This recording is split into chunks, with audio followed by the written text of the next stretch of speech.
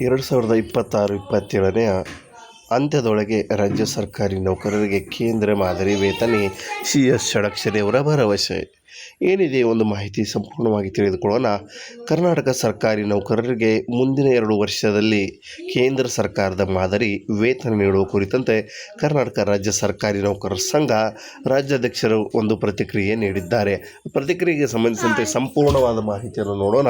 ಕರ್ನಾಟಕ ರಾಜ್ಯ ಸರ್ಕಾರಿ ನೌಕರರ ಸಂಘ ಒಂದು ಬಹಳ ಮಹತ್ವದಂಥ ಮಾಹಿತಿ ನೀಡಿದೆ. ನೋಡ್ತಾ ಇದ್ದೀರಾ, ಕರ್ನಾಟಕ ರಾಜ್ಯ ಸರ್ಕಾರಿ ನೌಕರರ ಸಂಘದ ರಾಜ್ಯಾಧ್ಯಕ್ಷ ಸಿ.ಎಸ್. ಷಡಕ್ಷರಿ ಅವರು ಬಹಳ ಇಂಪಾರ್ಟೆಂಟ್ ಆಗಿರುವಂಥ ಮಾಹಿತಿಯನ್ನು ನೀಡಿದ್ದಾರೆ. ಷಡಕ್ಷರಿ ಅವರು ಒಂದು ಲೈವ್ಗೆ ಬಂದು ರಾಜ್ಯ ಸರ್ಕಾರಿ ನೌಕರರಿಗೆ ಸಂಬಂಧಿಸಿದಂತೆ ಏನು ಮಾಹಿತಿ ನೀಡಿದ್ದಾರೆ ಎಂಬುದರ ಬಗ್ಗೆ ಸಂಪೂರ್ಣವಾಗಿ ನೋಡ್ತಾ ಹೋಗೋಣ. ಉತ್ತರ ಕನ್ನಡ, ಕಾರವಾರ ಕರ್ನಾಟಕ ರಾಜ್ಯ ಸರ್ಕಾರಿ ನೌಕರರ ಸಂಘವು 26-27ನೇ ಅಂತ್ಯದೊಳಗಾಗಿ ರಾಜ್ಯ ನೌಕರರಿಗೆ ಕೇಂದ್ರ ಮಾದರಿ ವೇತನವನ್ನು ಜಾರಿಗೆ ತರಲು ಬದ್ಧವಾಗಿದೆ ಎಂದು ಕೇಂದ್ರ ರಾಜ್ಯ ಸರ್ಕಾರಿ ನೌಕರರ ರಾಜ್ಯಾಧ್ಯಕ್ಷರಾಗಿರುವಂಥ ಷಡಕ್ಷರಿ ಅವರು ಹೇಳಿಕೆ ನೀಡಿದ್ದಾರೆ. ಯಾಕೆ ಕೇಂದ್ರ ಮಾದರಿ ವೇತನ ಇಂಪಾರ್ಟೆಂಟ್ ಆಗಿದೆ? ರಾಜ್ಯ ಸರ್ಕಾರಿ ನೌಕರರ ಸಂಘ ಯಾಕೆ ಪಟ್ಟು ಹಿಡಿದಿದೆ?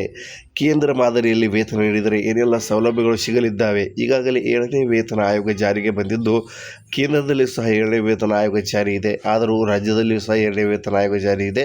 ಆದರೂ ಯಾಕೆ ಕೇಂದ್ರ ಮಾದರಿಯಲ್ಲಿ ವೇತನ ಬೇಕಂತ ಪಟ್ಟು ಹಿಡಿದಿದ್ದಾರೆ ಎಂಬುದರ ಬಗ್ಗೆ ಬಹಳಷ್ಟು ಕಾರಣಗಳಿದ್ದಾವೆ. ದಯವಿಟ್ಟು ಸಂಪೂರ್ಣವಾಗಿ ವಿಡಿಯೋವನ್ನು ನೋಡಿದ್ರೆ ನಿಮಗೆ ಗೊತ್ತಾಗುತ್ತೆ. ರಾಜ್ಯ ಸರ್ಕಾರಿ ನೌಕರರಿಗೆ ಕೇಂದ್ರ ಮಾದರಿಯಲ್ಲಿ ವೇತನ ನೀಡೋದರಿಂದಾಗಿ ಕೇಂದ್ರ ಮಾದರಿ ವೇತನದಿಂದ ಆಗುವ ಲಾಭಗಳೇನು ಎಂಬುದರ ಬಗ್ಗೆ ನಾವು ನೋಡೋದಾದರೆ, ಒಂದನೇದಾಗಿ DA ಹೆಚ್ಚಳ. DA ಯಾವಾಗಲೂ ಕೇಂದ್ರದಲ್ಲಿ 6% ನೀಡಿದರೆ ರಾಜ್ಯದಲ್ಲಿ 5% ನೀಡ್ತಾರೆ, ಕೇಂದ್ರದಲ್ಲಿ 5% ನೀಡಿದರೆ ರಾಜ್ಯದಲ್ಲಿ 4% ನೀಡುವಂಥದ್ದು. ಅಂದರೆ ಕೇಂದ್ರ ಸರಿ ಸಮಾನವಾದಂಥ ತುಟ್ಟಿ ಭತ್ಯೆ ರಾಜ್ಯ ಸರ್ಕಾರಿ ನೌಕರರಿಗೆ ಯಾವತ್ತೂ ಸಿಗೋದಿಲ್ಲ. ಹಾಗಾಗಿ ರಾಜ್ಯ ಸರ್ಕಾರಿ ನೌಕರರ ಸಂಘ ಈಗ ಕೇಂದ್ರ ಮಾದರಿಯಲ್ಲೇ ಇಲ್ಲಿ ಮಹತ್ವದಂಥ ಮಾಹಿತಿ ಇಲ್ಲಿ ಸರ್ಕಾರಿ ನೌಕರರಿಗೆ ಬೇಕು. ಮತ್ತು ಆರೋಗ್ಯಕ್ಕೆ ಸಂಬಂಧಿಸಿದಂತೆ ಸೌಲಭ್ಯಗಳಾಗಿರಬಹುದು, ಜೊತೆಗೆ ಸಂಬಳದಲ್ಲಿ ಏರಿಳಿತಗಳಾಗಿರಬಹುದು. ಕೇಂದ್ರದಲ್ಲಿರುವಂಥ ಸಂಬಳ ಹೈಕ್ ಇರುವಂಥದ್ದು. ಕೇಂದ್ರದಲ್ಲಿ 1 ಲಕ್ಷ ಇದ್ದರೆ ರಾಜ್ಯದಲ್ಲಿ 75,000 ಇರುತ್ತದೆ. ಅಂದರೆ 25,000 ರೂಪಾಯಿಗಳಿಗೆ ಡಿಫ್ರೆನ್ಸ್ ಕಂಡುಬರುವುದು ಸರ್ವೇ ಸಾಮಾನ್ಯ. ಹಾಗಾಗಿ ಕೇಂದ್ರ ಮಾದರಿಯಲ್ಲಿ ವೇತನ ನೀಡಿದ್ರೆ ಕೇಂದ್ರದಲ್ಲಿರುವಂಥ ತುಟ್ಟಿ ಭತ್ಯೆ ಆಗಿರಬಹುದು, ಬೇಸಿಕ್ ಆಗಿರಬಹುದು, ಮತ್ತು HRA ಆಗಿರ್ಬೋದು, ಮಗದೊಂದು ಆರೋಗ್ಯ ಸಮಸ್ಯೆಗಳಿಗೆ ಆಗಿರ್ಬೋದು, ಎಲ್ಲನೂ ಸಹ ಇಲ್ಲಿ ಬಹಳಷ್ಟು ಒಳ್ಳೆಯದ ಕೇಂದ್ರ ರೀತಿಯಾದಂಥ ಹೈಕ್ ಆಗಿರುವಂಥ ಸಂಬಳ ಸಿಗುತ್ತದೆ. ಹಾಗಾಗಿ ಕೇಂದ್ರ ಮಾದರಿ ವೇತನ ನೀಡಲು ರಾಜ್ಯ ಸರ್ಕಾರಕ್ಕೆ ನಾನು ಪಟ್ಟು ಹಿಡಿದಿದ್ದೇನೆ ಎಂಬುದರ ಬಗ್ಗೆ ಇಲ್ಲಿ ರಾಜ್ಯ ಸರ್ಕಾರಿ ನೌಕರರ ಸಂಘ ಪ್ರತಿಕ್ರಿಯೆ ನೀಡಿದೆ. ರಾಜ್ಯದ ನೌಕರರು ನೆಮ್ಮದಿಯಿಂದ ಇರುವಂತೆ ಮಾಡುವುದು ಸಂಘದ ಕರ್ತವ್ಯವಾಗಿದೆ. ನೋಡ್ತಾ ಇದ್ದೀರಾ, ಸಿ.ಎಸ್. ಷಡಕ್ಷರಿ ಅವರು ಹೇಳುತ್ತಾ ಇರುವಂಥ ಇಲ್ಲಿ ಮಹತ್ವದಂಥ ಹೇಳಿಕೆ ಇದೆ. ಏನಂದರೆ, ನೌಕರರು ನೆಮ್ಮದಿಯಿಂದ ಇರುವಂತೆ ಮಾಡುವುದು ಸಂಘದ ಕರ್ತವ್ಯವಾಗಿದೆ, ಷಡಕ್ಷರಿ ಅವರು ಮಾತು. ಹಾಗಾಗಿ ಈ ಕಾರಣದಿಂದಾಗಿ ನೌಕರರಿಗೆ ನೀಡುವ ಹಬ್ಬದ ಮುಂಗಡವನ್ನು ಪ್ರಸ್ತುತ ಇರುವ 25,000ವನ್ನು 50,000ಕ್ಕೆ ಹೆಚ್ಚಳ ಮಾಡಲು ಪ್ರಯತ್ನ ಪಡಲಾಗುತ್ತಾ ಇದೆ. ನೋಡ್ತಾ ಇದ್ದೀರಲ್ಲ, ಬಹಳಷ್ಟು ಇಂಪಾರ್ಟೆಂಟ್ ಆಗಿರುವಂಥ ಮಾಹಿತಿ ಇದೆ. ಹಬ್ಬದ ಮುಂಗಡವಾಗಿ ರಾಜ್ಯ ಸರ್ಕಾರಿ ನೌಕರರಿಗೆ ಎಷ್ಟು ನೀಡ್ತಾ ಇದ್ರು ಅಂದರೆ 25,000 ರೂಪಾಯಿವರೆಗೆ. ಇಲ್ಲಿ ನೋಡ್ತಾ ಇದ್ದೀರಾ, ವರೆಗೆ ಆ 25,000 ರೂಪಾಯಿ ವರೆಗೆ ಇರುವುದರಿಂದಾಗಿ ಬಹಳಷ್ಟು ಸರ್ಕಾರಿ ನೌಕರಿಗೆ ತೊಂದರೆ ಆಗ್ತಾಯಿತ್ತು. ಹಾಗಾಗಿ ಅದನ್ನು 25ರಿಂದ ಮತ್ತೆ ಅದನ್ನು 50,000ಕ್ಕೆ ಹೆಚ್ಚಳ ಮಾಡಲು ಪ್ರಯತ್ನಿಸಲಾಗುತ್ತಿದೆ ಎಂದು ಹೇಳ್ತಾ ಇದ್ದಾರೆ. ಜೊತೆಗೆ NPS ನ್ಯಾಷನಲ್ ಪೆನ್ಷನ್ ಸ್ಕೀಮನ್ನು ತೆಗೆದುಹಾಕಿ OPS ಹಳೆಯ ಪಿಂಚಣಿ ಯೋಜನೆ ಜಾರಿಗೆ ತರಲು ಬಗ್ಗೆ ಸಂಘವು ಸತತ ಪ್ರಯತ್ನ ನಡೆಸಿದೆ ಎಂಬುದರ ಬಗ್ಗೆ ಹೇಳ್ತಾ ಇದ್ದಾರೆ. ಅಂದರೆ ನಾವು ಒಟ್ಟಾರೆಯಾಗಿ ಹೇಳೋದಾದರೆ, ಕೇಂದ್ರ ಮಾದರಿ ವೇತನವನ್ನು ತೆಗೆದುಹಾಕಿ ಯಾವ ರೀತಿಯಾದಂಥ ಕೇಂದ್ರದಲ್ಲಿದೆ ಅದನ್ನು ಜಾರಿಗೊಳಿಸೋದು, ಜೊತೆಗೆ ಹಬ್ಬದ ಮುಂಗಡ ಹೆಚ್ಚಳ ಮಾಡೋದು, ಜೊತೆಗೆ ನ್ಯಾಷನಲ್ ಪೆನ್ಷನ್ ಸ್ಕೀಮನ್ನು ತೆಗೆದುಹಾಕಿ ಓಲ್ಡ್ ಪೆನ್ಷನ್ ಸ್ಕೀಮನ್ನು ಮರುಜಾರಿ ರಿಸ್ಟೋರ್ ಮಾಡುವ ಮುಖಾಂತರವಾಗಿ ರಾಜ್ಯ ಸರ್ಕಾರಿ ನೌಕರರಿಗೆ ಕೇಂದ್ರ ಮಾದರಿಯ ಎಲ್ಲ ಇಲ್ಲಿ ಮಹತ್ವದಂಥ ಮಾಹಿತಿ ಆಗಿರ್ಬೋದು, ಮಹತ್ವದಂಥ ಫಲಕಾರಿ ಪ್ರಯತ್ನವನ್ನು ಮಾಡ್ತಾ ಇದ್ದಾರೆ.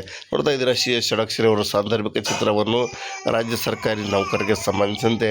ಅಲ್ಲದೆ ನೌಕರರಿಗೆ ಮಿಲಿಟರಿ ಕ್ಯಾಂಟೀನ್ ಮಾದರಿಯಲ್ಲಿ 20% ರಿಂದ 25% 50% ರಿಯಾಯಿತಿ ದರದಲ್ಲಿ ಗೃಹೋಪಯೋಗಿ ವಸ್ತುಗಳು ಸೇರಿದಂತೆ ವಿವಿಧ ವಸ್ತುಗಳ ಖರೀದಿ MSIL ಮುಖಾಂತರ ಕ್ಯಾಂಟೀನ್ ಯೋಜನೆ ರೂಪಿಸಲಾಗುತ್ತಿದೆ ಅಂತ ಹೇಳ್ತಾ ಇದ್ದಾರೆ. ಇದು ಯಾವ ರೀತಿ ಅಂದರೆ, ಇದು ನಿಮ್ಗೆ ಕನ್ಫ್ಯೂಸ್ ಆಗಿದರೆ, ಮಿಲಿಟರಿ ಕ್ಯಾಂಟೀನ್ ಅಂದರೆ ಆರ್ಮಿ ಪರ್ಸನ್ಸ್ಗಳಿಗೆ ಕ್ಯಾಂಟೀನ್ ಇರುತ್ತಲ್ಲ, ಅದೇ ರೀತಿಯಾಗಿ ಒಂದು ರಾಜ್ಯ ಸರ್ಕಾರಿ ನೌಕರರಿಗೂ ಸಹ ಒಂದು ಇಲ್ಲಿ ಆರ್ಮಿ ಕ್ಯಾಂಟೀನ್ ರೀತಿಯಾಗಿ ಪೊಲೀಸ್ ಕ್ಯಾಂಟೀನ್ ಯಾವಂದರೆ MSIL ಮುಖಾಂತರ ಕ್ಯಾಂಟೀನ್ ಯೋಜನೆ ಮುಖಾಂತರ ಒಂದು ರೂಪಿಸಿ ಜಾರಿಗೆ ತರುವುದು. ಇದನ್ನು ಮೊದಲ ಹಂತದಲ್ಲಿ ಬೆಂಗಳೂರಿನಲ್ಲಿ ಮತ್ತು ಇತರೆ ಜಿಲ್ಲೆಗಳಲ್ಲಿ ಜಾರಿಗೆ ತರಲಾಗುವುದು. ಕರ್ತವ್ಯದಲ್ಲಿರುವಾಗ ಒಂದು ಮರಣ ಹೊಂದಿದ ಸರ್ಕಾರಿ ನೌಕರರಿಗೆ 1 ಕೋಟಿ ರೂಪಾಯಿವರೆಗೆ ವಿಮೆ ದೊರೆಯುವ ಸ್ಯಾಲರಿ ಪ್ಯಾಕೇಜ್ ಜಾರಿಗೆ ತರಲಾಗಿದೆ. ಅಕ್ಟೋಬರ್ 1ರಿಂದ ಜಾರಿಗೆ ಒಂದು ಆರೋಗ್ಯ ಸಂಜೀವಿನಿ ಯೋಜನೆ ಜಾರಿಯಾಗಿದೆ. ಜೊತೆಗೆ ಮೊದಲ ಹಂತದ ಒಳರೋಗಿಯಾಗಿ ಮುಂದಿನ ದಿನಗಳಲ್ಲಿ ಹೊರರೋಗಿ ಸೌಲಭ್ಯ ಪಡೆಯಲು ಕ್ರಮ ವಹಿಸಲಾಗುವುದು. ಮಹಿಳಾ ನೌಕರರು ತಮ್ಮ ತಂದೆ ತಾಯಿ ಸಹ ಈ ಯೋಜನೆಗೆ ಸೇರಿಸುವ ಒಂದು ಅವಕಾಶ ನೀಡಲಾಗಿದೆ ಎಂದು ಸಂಘ ತಿಳಿಸಿದೆ. ಇಲ್ಲಿ ಮಹತ್ವದಾಗಿ ನಾವು ತಿಳಿಯೋದು ಅಂದರೆ, ಕೇಂದ್ರ ಮಾದರಿ ವೇತನ ಜೊತೆಗೆ ರಾಜ್ಯ ಸರ್ಕಾರಿ ನೌಕರರಿಗೆ ಬೇಕಾಗಿರುವಂಥದ್ದು ಏನಂದರೆ, ಇಲ್ಲಿ ಒಂದು ಬೇಸಿಕ್ಗಳು ಹೈಕ್ ಆಗಬೇಕು, ತುಟ್ಟಿ ಭತ್ಯೆ ಹೈಕ್ ಆಗಬೇಕು, ಜೊತೆಗೆ HRA ಹೈಕ್ ಆಗಬೇಕು. ಒಟ್ಟಾರೆಯಾಗಿ ಕೇಂದ್ರ ರೀತಿಯಾದಂಥ ವೇತನ ಹೆಚ್ಚಳ ಆಗಬೇಕು. ಜೊತೆಗೆ ಆರ್ಮಿ ಕ್ಯಾಂಟೀನ್ ಮಾದರಿಯಲ್ಲಿ ಪೊಲೀಸ್ ಕ್ಯಾಂಟೀನ್ ಅದನ್ನು ಸಹ ಒಂದು ಇಲ್ಲಿ MSIL ಮುಖಾಂತರವಾಗಿ ಒಂದು ಸಂಪೂರ್ಣವಾಗಿ ಇಲ್ಲಿ ನೀಡುವಂಥದ್ದು ಒಂದು ಬೇಕಾಗಿರುವಂಥ ಸಾಮಗ್ರಿಗಳು. ಜೊತೆಗೆ ಹಳೆಯ ಪಿಂಚಣಿ ಯೋಜನೆಯನ್ನು ಮರುಜಾರಿಗೊಳಿಸಿ ಹೊಸ ಪಿಂಚಣಿಯನ್ನು ತೆಗೆದುಹಾಕುವ ಮುಖಾಂತರವಾಗಿ ರಾಜ್ಯ ಸರ್ಕಾರಿ ನೌಕರರಿಗೆ ಇಲ್ಲಿ ಒಂದು ನ್ಯಾಯ ದೊರಕಿಸಿಕೊಡುವ ನಿಟ್ಟಿನಲ್ಲಿ, ಜೊತೆಗೆ ಆರೋಗ್ಯ ಸಂಜೀವಿನಿ ಯೋಜನೆ ಸಹ ಜಾರಿಗೆ ಬರ್ತಾ ಇದೆ. ಜೊತೆಗೆ ಕರ್ನಾಟಕ ರಾಜ್ಯ ಸರ್ಕಾರಿ ನೌಕರರಿಗೆ ಬೇಕಾಗಿರುವಂಥದ್ದು ಏನಂದರೆ, ಹಬ್ಬದ ಮುಂಗಡಗಳನ್ನು 50,000 ರೂಪಾಯಿಗಿಂತ ಹೆಚ್ಚಿನ ಮುಂಗಡ ನೀಡಬೇಕು. 25,000 ಸಾಲ್ತಾ ಇಲ್ಲ, ಹಾಗಾಗಿ ಅದನ್ನು ಸಹ ಹೆಚ್ಚಳ ಮಾಡಬೇಕು ಎಂಬುದರ ಬಗ್ಗೆ ಸತತ ಪ್ರಯತ್ನ ಮಾಡ್ತಾ ಇದ್ದೀನಿ. ರಾಜ್ಯ ಸರ್ಕಾರಿ ನೌಕರರ ಜೊತೆಗಿದ್ದೇನೆ. ರಾಜ್ಯ ಸರ್ಕಾರಿ ನೌಕರರ ನೆಮ್ಮದಿಯಿಂದ ಮಾಡುವುದೇ ನನ್ನ ಸಂಘದ ಒಂದು ಪ್ರಥಮ ಕರ್ತವ್ಯವಾಗಿದೆ ಅಂತ CS ಷಡಕ್ಷರಿಯವರು ರಾಜ್ಯ ಸರ್ಕಾರಿ ನೌಕರರನ್ನು ಉದ್ದೇಶಿಸಿ ಮಾತನಾಡಿ ಅವರ ಒಂದು ಜೊತೆಗಿರುವ ಇಲ್ಲಿ ಸಂಕೇತವನ್ನು ನೀಡಿದ್ದಾರೆ. ನಿಮಗೇನು ಅನಿಸುತ್ತೆ? ಯಾವೆಲ್ಲ ಕೆಲಸಗಳು ಆಗಬೇಕು, ರಾಜ್ಯ ಸರ್ಕಾರಿ ನೌಕರರಿಗೆ ಏನೆಲ್ಲ ಸರ್ಕಾರಿ ನೌಕರರ ಸಂಘ ಇನ್ನು ಮಾಡಬೇಕಾಗಿದೆ ಎಂಬುದರ ಬಗ್ಗೆ ತಮ್ಮ ಒಂದು ಅಭಿಪ್ರಾಯವನ್ನು ಕಾಮೆಂಟ್ಸಲ್ಲಿ ತಿಳಿಸಿ. ಸಿಗೋಣ ಒಂದು ನೆಕ್ಸ್ಟ್ ವಿಡಿಯೋದಲ್ಲಿ ನೆಕ್ಸ್ಟ್ ಅಪ್ಡೇಟ್ಸ್ಗಳೊಂದಿಗೆ. ಇದೊಂದಾಗಿತ್ತು 2026-27ನೇ ಅಂತ್ಯದೊಳಗಾಗಿ ರಾಜ್ಯ ಸರ್ಕಾರಿ ನೌಕರರಿಗೆ ಕೇಂದ್ರ ಮಾದರಿ ವೇತನ. ಕರ್ನಾಟಕ ರಾಜ್ಯ ಸರ್ಕಾರಿ ನೌಕರರ ಸಂಘ CS ಷಡಕ್ಷರಿಯವರು ಪಟ್ಟು.